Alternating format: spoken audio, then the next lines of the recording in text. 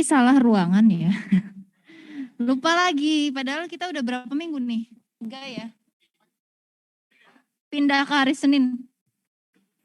Sudah minggu ketiga ya. Saya lupa tapi tadi malah saya ke 443. Dari 544 ya, makanya saya tanya. 443 itu tulisannya studio arsitektur. Loh, kok studio arsitektur? Makanya saya tanya ulang di grup, ternyata saya yang salah tulis ya.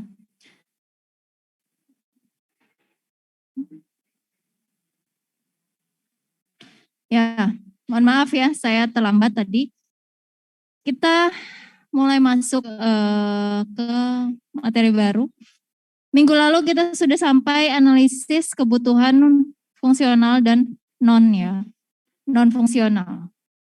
Non fungsional itu terbagi menjadi 4 sebenarnya ya teman-teman. Jadi non fungsional itu ada operasional. Mana ya?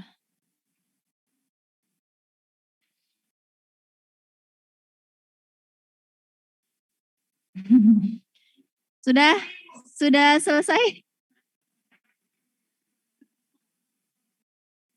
Siapa tadi yang bersuara, siapa tadi? Raise hand.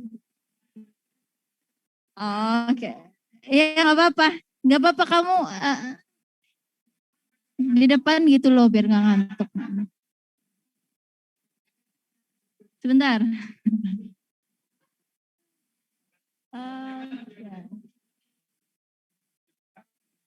Ya lanjut. Nah, kebutuhan non fungsional itu ada operasional. Kebutuhan operasional itu peralatan, hardware dan softwarenya.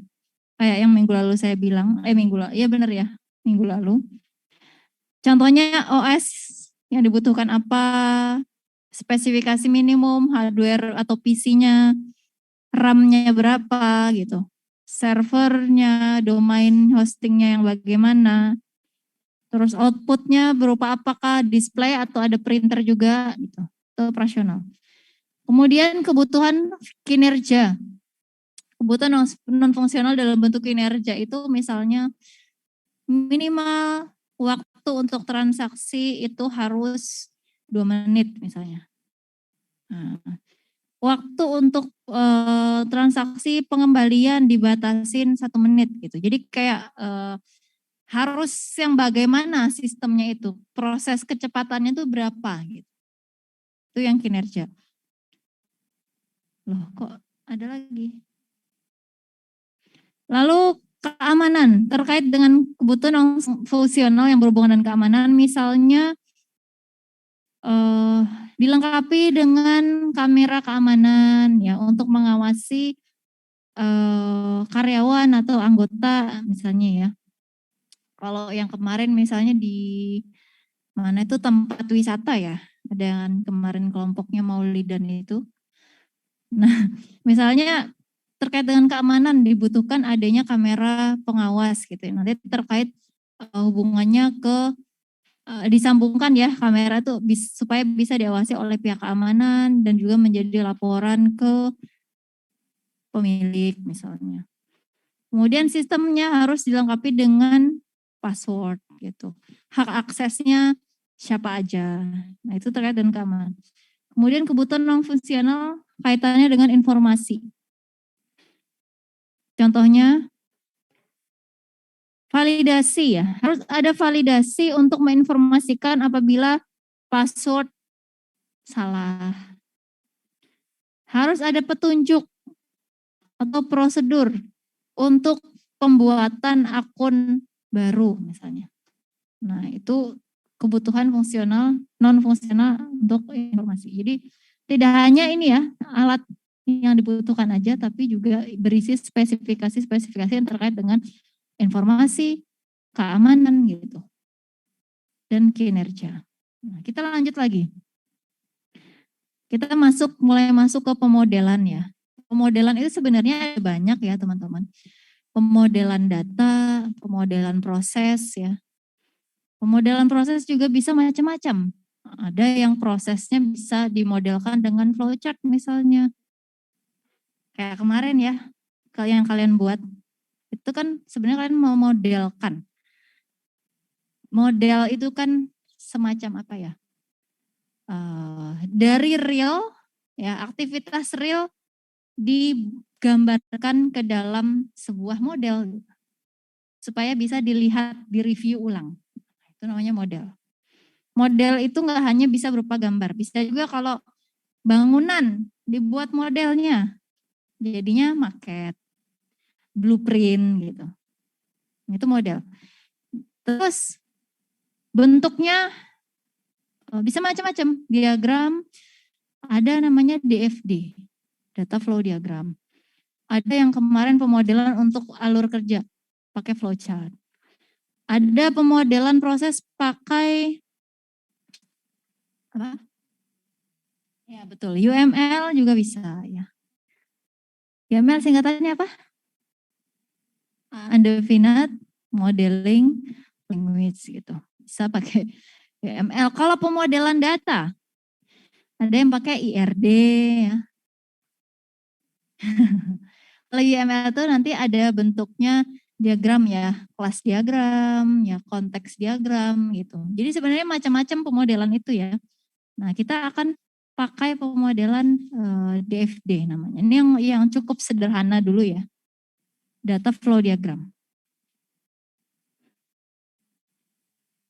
Jadi tujuannya adalah memodelkan proses. Kalau kemarin kita memodelkan proses real yang dilakukan oleh orang-orang di usaha tersebut atau di instansi tersebut. Kalau sekarang kita akan memodelkan proses dari sistem yang akan dibuat. Gitu. Bedanya di situ. Yang satu di real life, yang satu di sistemnya ya datanya. Apa yang dimodelkan? Prosesnya, alur datanya, input outputnya ya. Tujuannya untuk memudahkan komunikasi ya kepada programmer ya, kepada stakeholder yang lain, sebenarnya tidak hanya programmer sih, kepada ini juga sih UX designer misalnya juga ya. Tuh, nah, kita masuk ke simbol. Simbolnya hampir mirip sebenarnya teman-teman. Ada bentuk lingkaran juga, ada bentuk yang persegi ya. Ada panahnya juga hampir mirip, cuman fungsinya beda.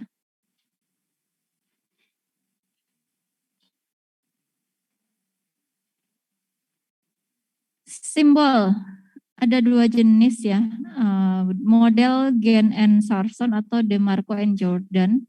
Waduh, siapa itu? Apa? Oh iya, kecil sekali. Zoom lagi. Simbol proses. Bisa berupa bentuknya kotak seperti ini, bisa juga lingkaran ya, ada dua. Yang kedua ada simbol arah panah, panah ini untuk koneksi ya teman-teman. Koneksi pakainya yang ini. Kemudian input output seperti ini, ada dua tipe ya. Tergantung kalian pakainya yang mana. Ala Gen and Sarson atau DeMarco. Input output diwakilkan dengan gambar ini. Kemudian entitas kotak ya, ada nama entitasnya.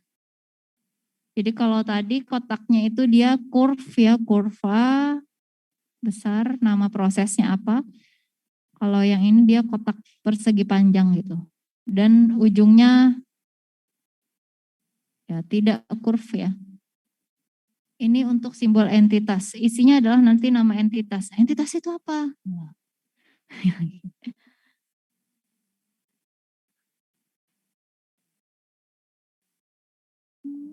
Entitas itu bisa, aduh kok loading ya? Entitas, nah ini dia, entity ya. Contohnya ada pelanggan, manajer, admin, operator. Atau kita sebutnya user ya. Pengguna, orang-orang ya, yang nantinya bisa menggunakan atau mengakses. Jadi entity disebutnya. Atau entitas tadi ya.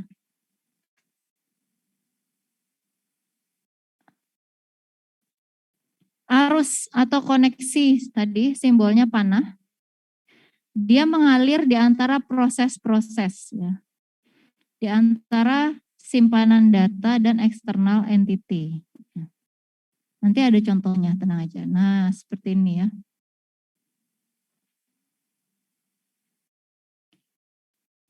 Satu entitas, nah, kalau dia melakukan dua aktivitas, jadi satu aja. Koneksinya, konektornya satu aja, cukup satu, tidak dua seperti ini ya. Pelanggan data order langganan. Pelanggan melakukan pembayaran, jadi dua koneksi, enggak. Nah, jadi dijadikan satu koneksi, cuman yang dilakukan dituliskan seperti ini. Prosesnya apa namanya? Proses order langganan. Jadi ini simbol proses ya. Ada nomornya, ada nama prosesnya. Kalau ini nama entitas, ini nama entitas.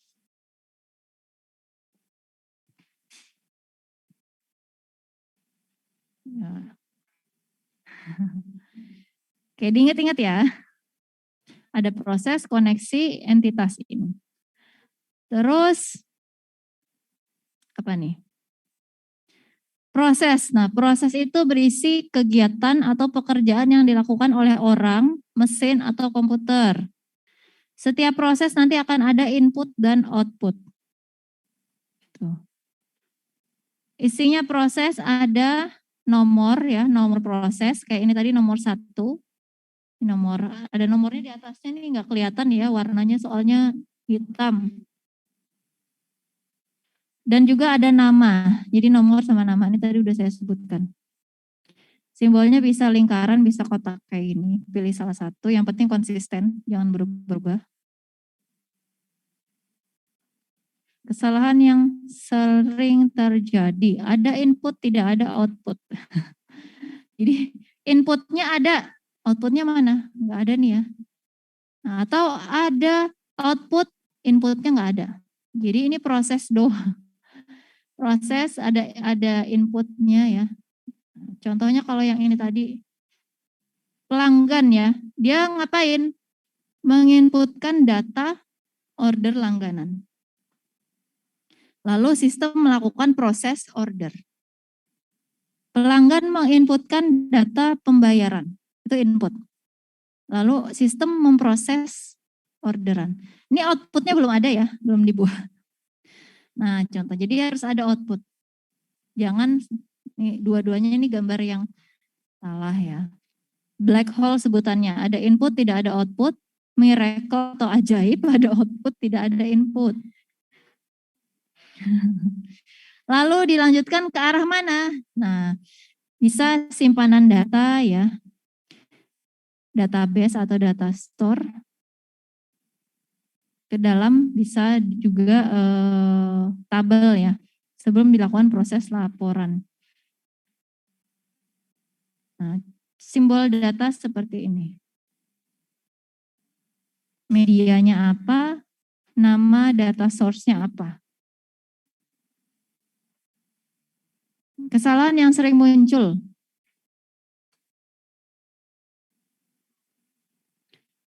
Pelanggan, prosesnya ngapain dia? Kok tiba-tiba langsung ke D2 piutang dagang gitu ya.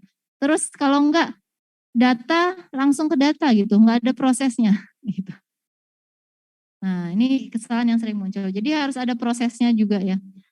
Entitas tidak langsung ke data. Jadi arus menuju ke simpanan data itu harus dari suatu proses ya. Bisa menambah, proses itu bisa menghapus, bisa merubah ya. CRUD ya. CUD. Create, delete ya, ubah. Arus data yang berasal dari simpanan menuju proses lagi. Proses yang menggunakan data yang ada di simpanan data. Wah, ini apa ini? Contohnya ya. Wow. Contoh, dia DFD itu ada levelannya juga. Level 1 contohnya, level 2. Level 3 gimana? Turunan maksudnya ya biasanya. Jadi level 1 itu general, nanti setiap proses misalnya di breakdown lagi, maka akan menjadi level 2. Contohnya yang mana di sini nih? Nah ini kan ada A. Ini entitas ya, entitas A. Kemudian menginputkan data X ke dalam proses 1 misalnya. Kemudian menyimpannya ke dalam database ini yang B, yang bawah ya. Coba saya zoom.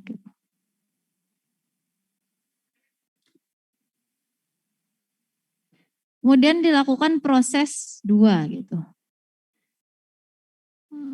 Lalu proses 2 di breakdown lagi. Nah, menjadi seperti ini misalnya. Didetailkan. Ini tulisannya hitam sih ya, nggak kelihatan nggak sih?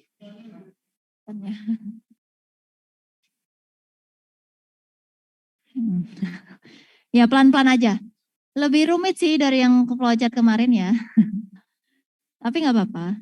Kalau kita udah coba bentuknya langsung, kalau ini kan masih abstrak ya, jadi agak membingungkan. Enaknya tuh langsung ada kata-katanya gitu. Mana ya contohnya ya?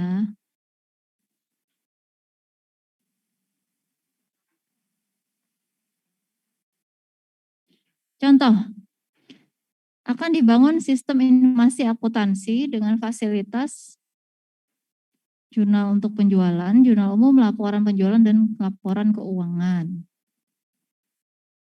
Nah, ini untuk diagram konteksnya ya.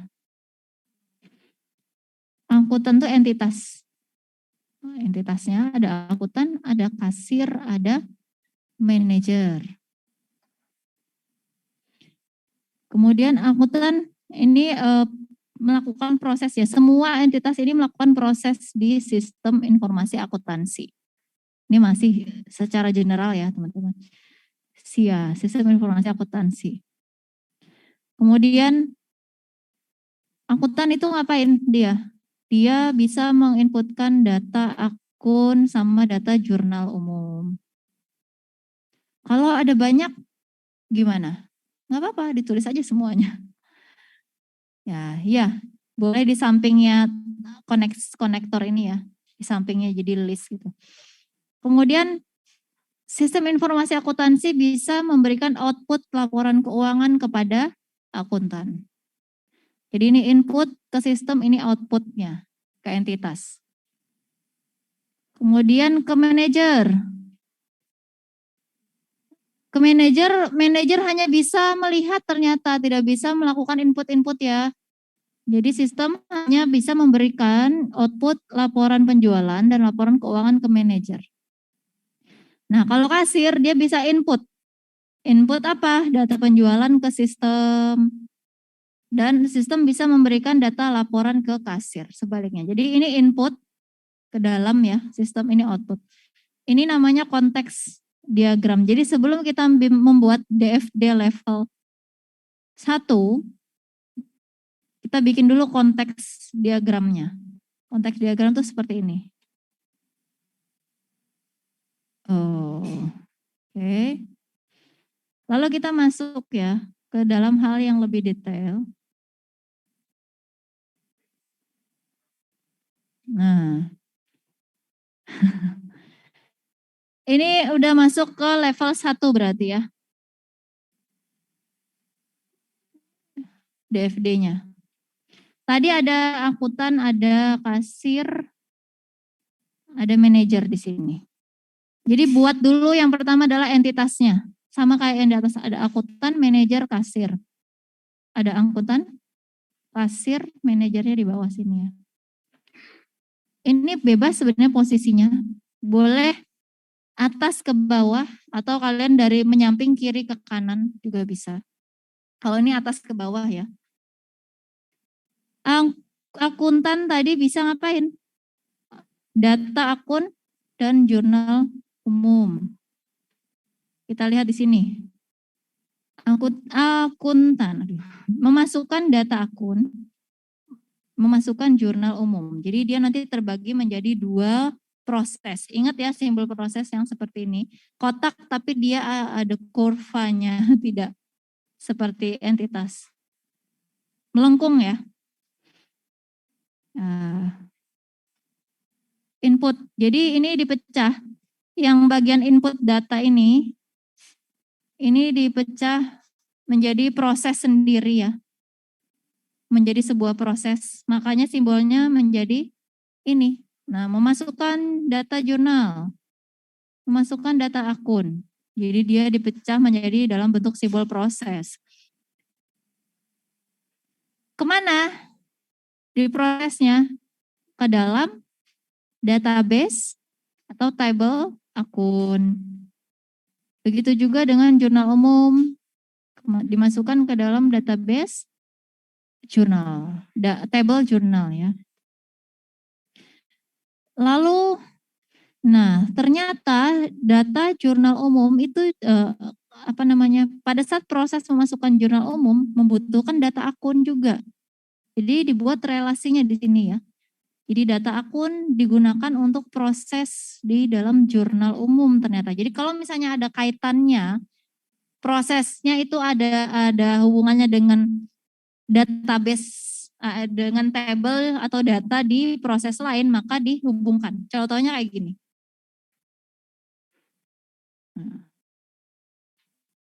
Terus ada apa lagi? Laporan keuangan.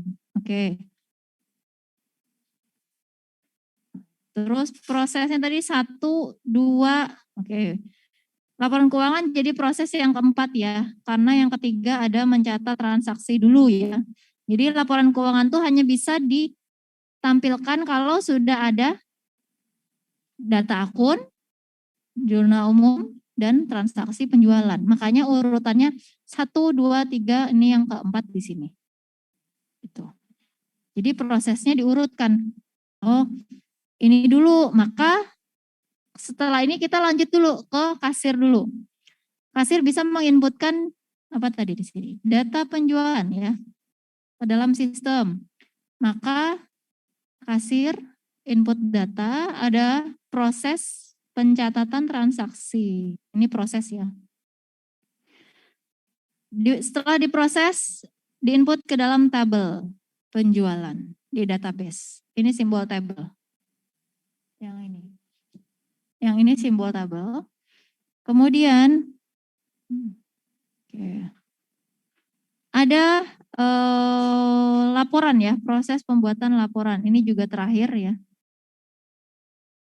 Ini yang kelima tadi bilangnya. Oke. Kemudian kenapa di sini ada akun? Nah, ini boleh seperti ini ya. Kalau misalnya ini kan akun di sisi sini tadi tabelnya. Tapi kejauhan ya misalnya. Boleh juga sih sebenarnya panahnya kita kasih dari sini nyambung ke bawah naik ke sini. Tapi mungkin biar rapi ya. Jadi akunnya dibuat lagi di sini tapi dikasih tanda bintang. Jadi maksudnya adalah sebenarnya itu tabel yang di sini gitu, kopiannya gitu ya. Seolah-olah gitu. Kalau misalnya nggak dibikin kayak gini nggak apa-apa, tapi nanti panahnya muter. Nah, muter ke sini, ke sini, ke sini, ke sini. Dulu saya pernah bikin ya kayak gitu, jadi muter. Oh, pada saat transaksi ya, pencatatan transaksi harus ada tercatat akun si karyawannya. Berarti dikasih hubungan, dikasih koneksi. Akun, arahkan ke sini, masukin ke proses transaksi gitu. Oke. Terus kita masuk ke sini sekarang. Membuat laporan keuangan buat siapa? Nah, tadi karena ada akuntan dia bisa melihat laporan keuangan dari sistem. Maka ada proses membuat laporan keuangan. Lalu di sini ya ada sama juga entitas ya. Entitas akuntan kan tadi di atas sudah ada. Kok di bawah ada lagi misalnya. Nah ada boleh tapi dikasih tanda bintang. Berarti itu maksudnya yang kopian yang di atas tadi gitu. Biar panahnya nggak muter-muter balik ke atas misalnya. Biar lebih rapi gitu ya. Jadi kalau duplikat dikasih tanda bintang. Oh ini maksudnya akuntan yang di atas. Ini. Begitu juga dengan yang ini. Kasir. Ini kan tadi di atas sudah ada. Kok di bawah ada lagi. Ini duplikatnya. Jadi dikasih tanda bintang. Biar panahnya nggak usah jauh-jauh naik ke atas lagi. Gitu. Oke. Lalu laporan-laporan dikasih lihat ke siapa? Oh, ke manajer. Ada penjualan, ada keuangan. Maka di sini laporan ke manajer, ini juga hasil penjualan ke manajer. Jadi apa ya? Sebenarnya yang bikin ruwet itu adalah mungkin karena ada koneksinya yang banyak ini loh. Data yang mana dipakai ke proses yang mana. Itu yang agak bikin kita mikir ya. Sebenarnya ini simpel ya, enggak terlalu rumit. Hanya gambarnya aja, kita udah melihat hasil jadinya.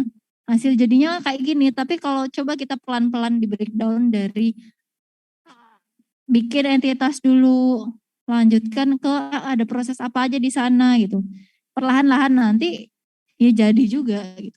Arah koneksi tanda panah ini tuh belakangan nanti gitu. Pelan-pelan ketika prosesnya kita udah tahu, oh proses ini menginputkan ke data apa? Ada tabel akun, ada tabel jurnal, ada penjualan misalnya ya. Sudah selesai nih. Lalu di dalam tabel datanya perlu dipanggil lagi nggak untuk proses lainnya gitu. Iya ada. Misalnya pada saat proses ini memasukkan jurnal umum ya.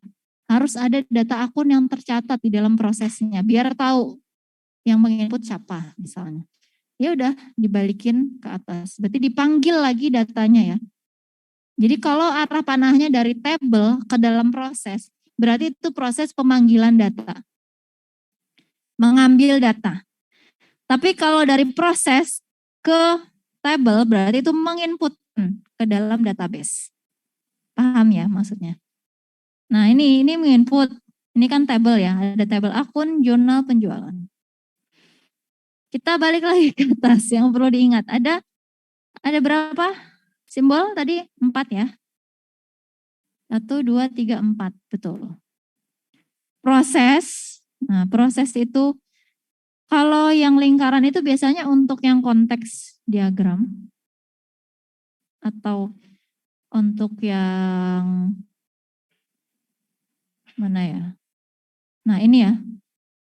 Bisa pakai yang lingkaran biasanya. Atau bisa juga sih pakai simbol yang ini. Ini yang in general ya sistemnya secara keseluruhan.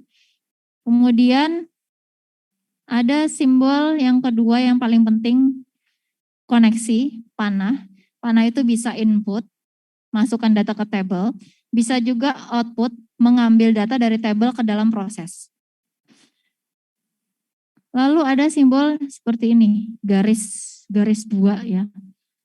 Atau garisnya 2, tapi yang ini nggak ada tutupnya. Ini berarti apa tadi? Input atau output ya. Input atau output data. Database ya. Atau table ya, menyimpan ke dalam table. Lalu ada simbol entitas, orang, user, pengguna. Itu yang kotak. Nah, cuma 4 itu kok sebenarnya ya. Oke, biar kita nggak bingung ya, karena ini teori, kita langsung praktek aja. Kita lalu teori membingungkan. Kita praktek dulu bikin yang konteks diagram dulu aja yang paling gampang. Yang paling gampang ya. Konteks diagram. Bikin nama sistemnya apa? Terserah ya. Sesuaikan dengan proyek kalian kemarin. Travel, mana yang kemarin travel? Mobil. Mobil, mana itu paling gampang tuh? Mana? Kelompoknya mana? Ya, kamu ya. Yes. Yang paling enak ya udah ya.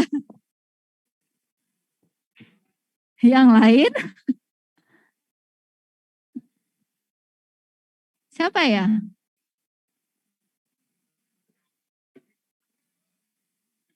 Yang kemarin ini aja. Kredit apa motor? Motor. Jual beli atau kredit motor atau apa ya? Ayo. Contoh. Biar gampang ya. Yo.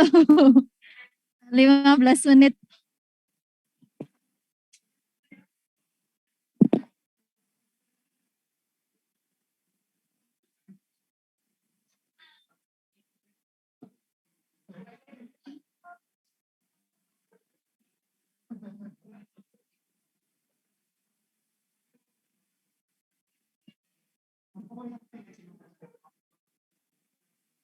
Nah, sistem apa namanya tadi? Kredit motor yang mana? Coba maju. Kelompoknya. Hah? Oh ya rental apa yang kredit? Nggak ada yang ngaku akhirnya ya. Yang saya nggak hafal ininya. Menanggapi. Saya paling ingat ini. Siapa? Ya kamu. Nggak apa-apa, nanti kelompokmu dapat nilainya bagus ya. Bagi-bagi ya. Jangan. Nggak bisa. Ayo cepat. Ini aja. Kemarin kamu tentang apa? Ya, you. Ya boleh. Sistem cost. Ya. Boleh maju. Pinjam contoh kasusnya aja. Kita kan kerjanya bareng-bareng. Ya, coba. Sistem apa kemarin namanya? Mau dikasih nama apa?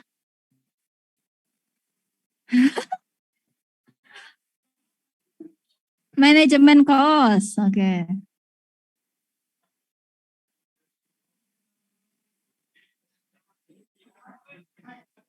Cost ya.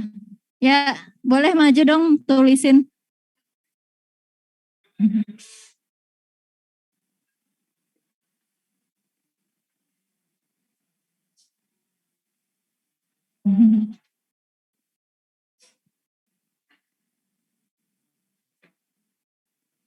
Ayo, maju.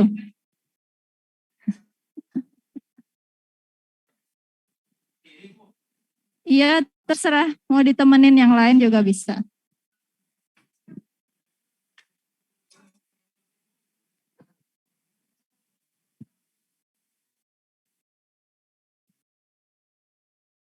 Sistem manajemen cost. Entitasnya maju. Ayo maju.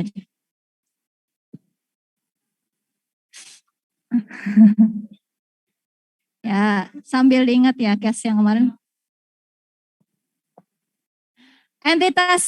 Entitasnya siapa? Ada dua, nggak apa-apa. Berarti kiri kanan ya. Kiri kanan boleh. Entitasnya cuma ada dua. Siapa? Pemilik kos. Ya. Sama anak kos gitu ya. Dia nggak ada penjaga, berarti hanya pemilik dan anak kos ya.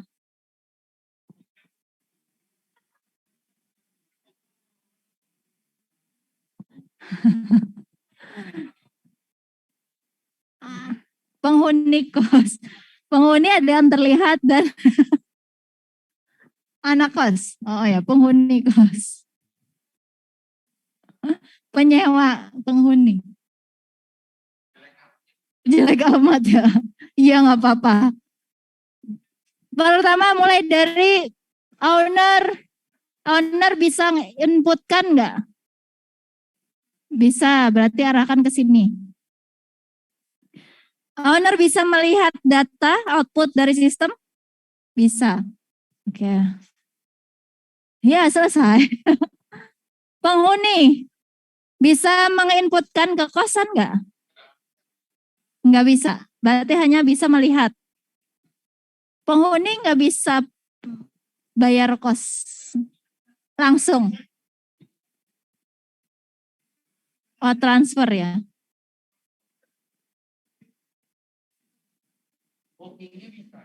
Iya, berarti bisa input. Booking itu berarti inputkan data ya. Nah, oke. Sekarang kita breakdown lagi dari owner ya. Owner, ini agak kebalik ya, udah nggak apa-apa. Ini panahnya inputnya di bawah, berarti proses input di bawah ya. Owner bisa nginputin apa aja di list di bawah sini. Data di bawah ya, di sini data. Apa aja? Ya? Iya, silakan. Oke.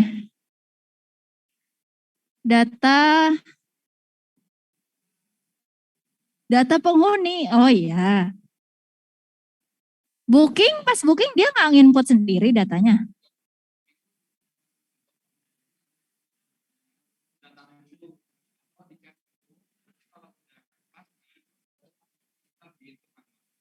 Lah, ini nginput apa berarti tadi? Booking.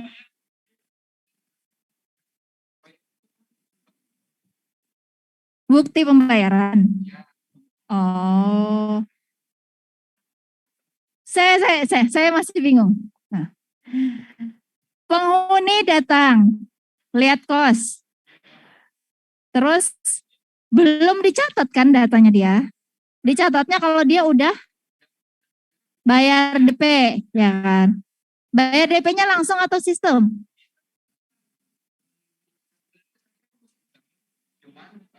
Kita ngambil kasus yang relevan aja, yang sekarang emang udah banyak. Jadi nggak langsung bayar sistem, tapi bayarnya itu bisa secara sendiri. Terus nanti di apa sih mau report nanti kirim ke via WA sebenarnya kalau misalkan dibikin via sistem juga bisa, kan udah banyak kayak yang membantu sistem membuat nanti itu. Ini berarti dia belum konsisten.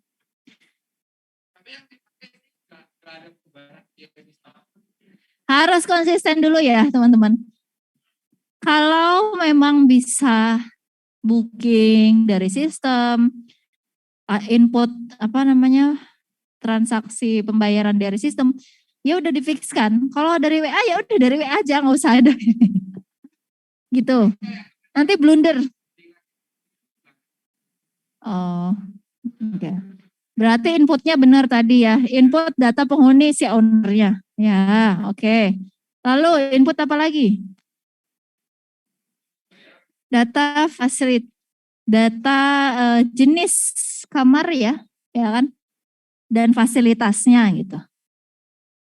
Kan misalnya beda-beda, misalnya kamar yang VIP kah atau yang ya dan fasilitas, oke. Okay. Terus apa lagi? Data? Enggak, kalau ada yang bayar katanya bayarnya transfer. Nah, terus didata sama si owner kan.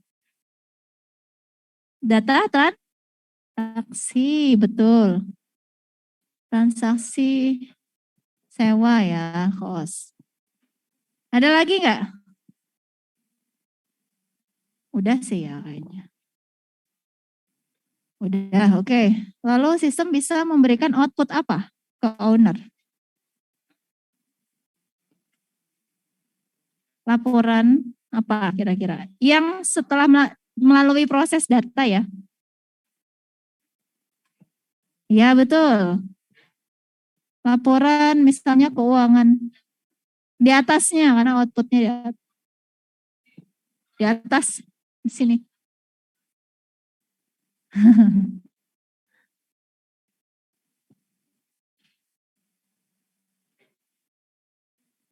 Data aja. Nggak usah. Outputnya apa?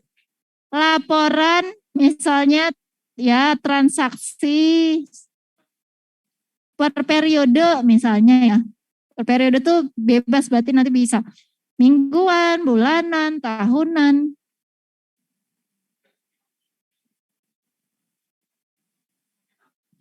Sistemnya nggak usah mau tulis lagi ya.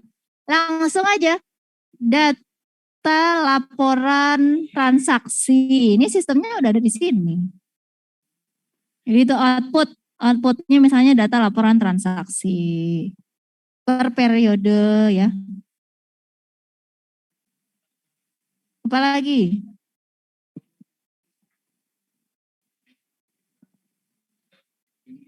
Ya,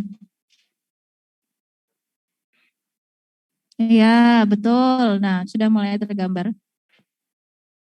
Data fasilitas, data kamar tersedia ya betul. Ketersediaan kamar.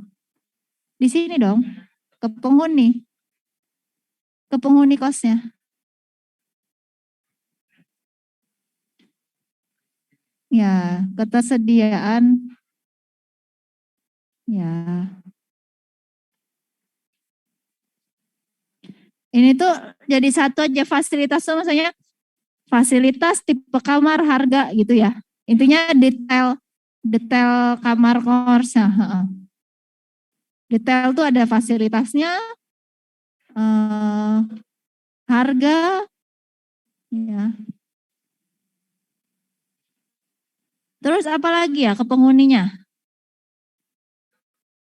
Dia bisa ngelihat doang ya, berarti ya info general ya. Nggak bisa spesifik khusus dia sendiri. Kalau mau lihat data spesifik yang diberikan untuk dia, misalnya kayak data pembayaran dia, berarti dia harus punya akun. Nah, berarti harus ada input, ya kan? Karena ini nggak ada, berarti cukup ini aja. Ya, data public aja ya. Data private-nya cukup ke owner ya. Detail penghuni, laporan transaksi. Oke. Nah, contohnya kayak gini ya. Ini yang simple ya. Sudah, ini baru konteks diagramnya ya. Oke. Ya sudah, terima kasih ya. Kelompok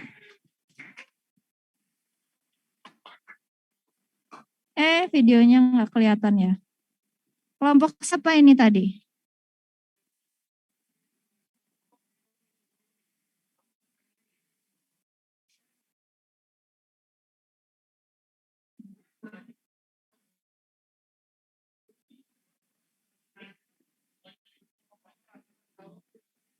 Nih, kameranya nggak bisa hidup ya.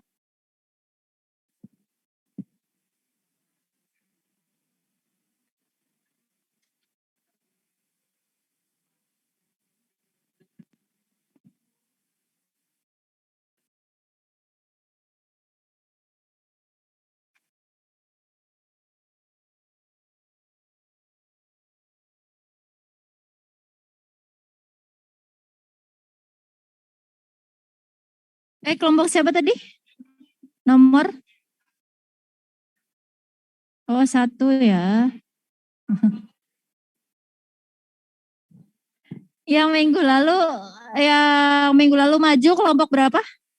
Yang penyewaan mobil, rental mobil 3. Oh ya. Oke. Nah, ini baru konteks diagram ya teman-teman. Masih ada yang lanjutnya nanti ke sini. Oke, ini jadi kita lanjutkan hari Kamis ya. Kayaknya baru aja deh saya mulai udah selesai aja.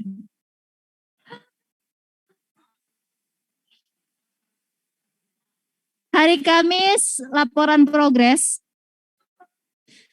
harus sudah jadi kebutuhan fungsional, lalu non fungsional, dan konteks diagram yang ini.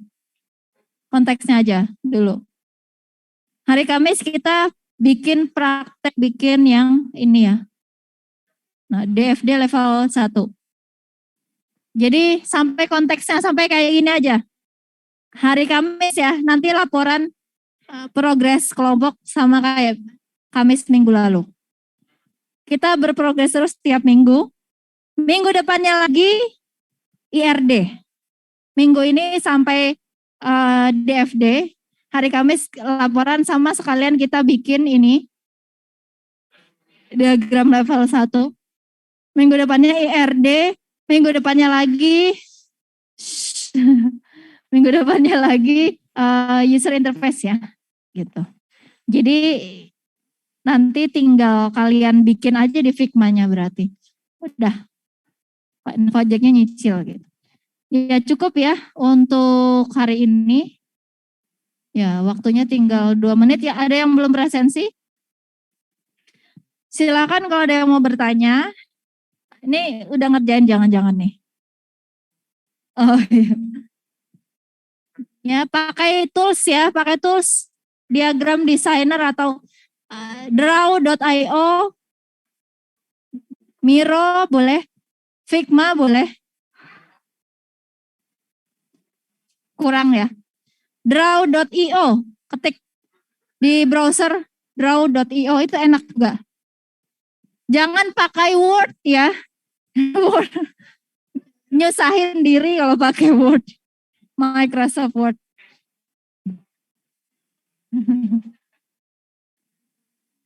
Ya, cukup untuk hari ini teman-teman. PR-nya jangan lupa ini. Iya kamu udah dong ya. Coba nanti dicek lagi. Ya ada yang kurang nggak ya? Sistemnya dibagusin lagi ya. Ya, terima kasih teman-teman. Mohon maaf kalau ada salah. Selamat siang. Assalamualaikum warahmatullahi wabarakatuh.